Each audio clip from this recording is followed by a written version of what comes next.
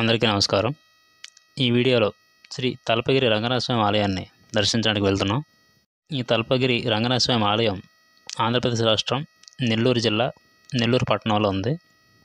ఈ ఆలయం Nellore railway station నుండి కేవలం 1 కిలోమీటర్ దూరంలో ఉంటుంది. ఈ రంగనాథ స్వామి ఆలయం విష్ణు యొక్క విశ్రాంతి రూపమైనటువంటి రంగనాథ స్వామికి అంకితం చేయబడిన హిందూ దేవాలయం. తలపగిరి రంగనాథ ఆలయం లేక రంగనాయకుల ఆలయం అని పిలువబడే ఈ ఆలయం నెల్లూరులోని పురాతన ఆలయాల్లో ఒకటి. ఈ ఆలయం పెన్నా నది ఒడ్డున ఉంది. ఈ ఆలయాన్ని 12వ శతాబ్దంలో నిర్మించినట్లుగా తెలుస్తోంది. ఈ ఆలయం యొక్క ప్రధాన గోపురం అంటే గాలిగోపురం యొక్క ఎత్తు సుమారు 70 అడుగుల ఎత్తు ఉంటుంది. ఈ గాలిగోపురాన్ని 1894లో ఎరుగుటిపాటి వెంకటాచలం పంతులు గారు నిర్మించారు. ప్రతి సంవత్సరం మార్చి, ఏప్రిల్ నెలల్లో బ్రహ్మోత్సవాలు నిర్వహిస్తుంటారు. శ్రీ తలపగిరి రంగనాథ స్వామి క్షేత్ర మహత్యము క్షంద పురాణమందు ప్రస్తావించబడింది. వైకుంఠవాసి అయినటువంటి శ్రీ మహావిష్ణువు శ్రీదేవితో భూలోక విహారానికి ఆదిశేషువుని క్రీడాశైలముగా వెలసిందిగా ఆజ్ఞాపించారు. దానికి అనుగుణంగా ఆదిశేషుడు పినాకినీ నది తీరాన గిరిగా ఏర్పడి సత్యలోక పర్యంతమున ప్రవర్ధమానుడైన దేవతల విన్నపం మేరకు శ్రీమన్నారాయణుడు గరుడ వాహనాధారుడై ఆ గిరిని తన పాదములతో స్పృశించెను. అంతలో ఫణిరాజు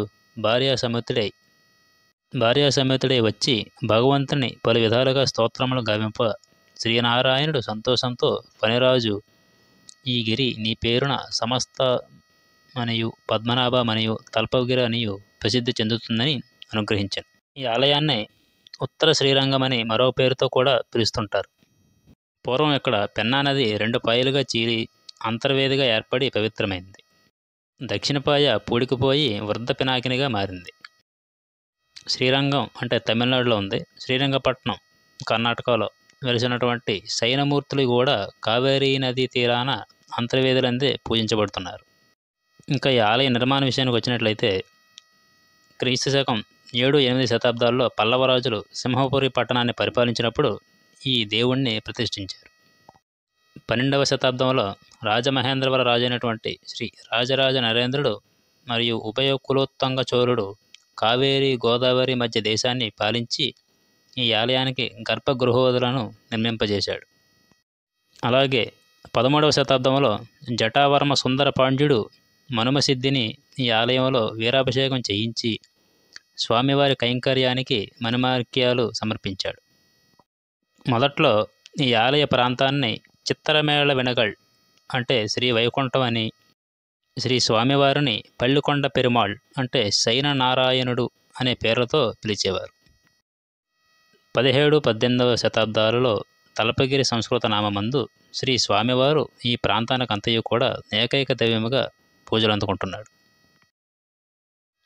ఇక్కడ మీరు చూసినదంతా కూడా ఆలయ గర్భగుడికి బయటవైపు ఉన్న భాగం అన్నమాట. ఇది ఆలయానికి పశ్చిమ ముఖం వైపు ఉన్న పెన్నా నది వైపు ఉన్న ద్వారం. ఈ గోపురం చూస్తుంటే చాలా పురాతనమైన గోపురంలా కనిపిస్తుంది మనకి.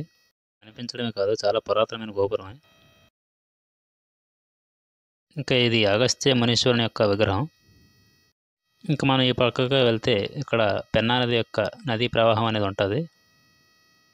ఇదంతా కూడా పెన్నా నది డ్యాము.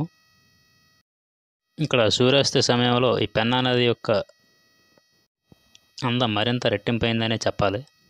నదీ తీరాన సూర్యాస్త సమయంలో ఎంతో అద్భుతంగా ఉంది. ఇంతటితో మన తలపగిరి రంగనాథ స్వామి యొక్క దర్శనం పూర్తయింది.